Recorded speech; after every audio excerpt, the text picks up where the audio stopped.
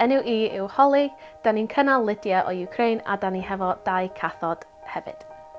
Y peth nath wneud ni isio cynnal oedd da ni'n hefo'r lle ac oedd o'r peth i wneud.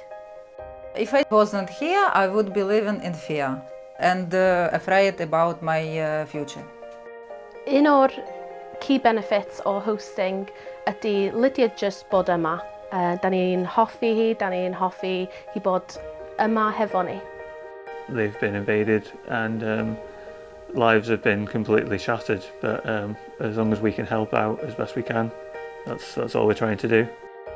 Yr support da ni wedi gael wedi bod yn incredible. Nathon ni gael lot o help gan y cyngor. Da ni'n gael lot o help gan volunteers a i dod Lidiia here a wneud y fforms a pethau fel yna hefyd. Da ni ddim wedi gael issues hefo iaith gyda Lidiia. Mae hi'n defnyddio Google Translate a mae'n astudio yn coleg. Hollie and Mark are very kind people and we can speak about everything. Da ni ddim wedi cael problemau, dim problemau mawr. Mae'r cathod yn, wel maen nhw'n cathod, so dipyn bach o problem yn fan'na, ond maen nhw'n iawn wan a maen nhw'n chwarae hefo'i gilydd a mae'n lyflu.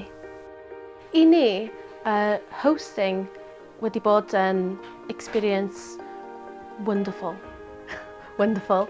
Da ni wedi gael ei gwybod Lidiia, da ni gael ei gwybod lle mae hi from, a da ni'n proud I host her.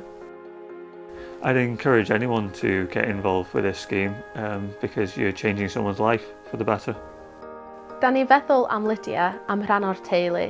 Nath hi dod I wedding reception ni a da ni methu feddwl am hi ddim bod yn yma. My experience of coming to Wales, young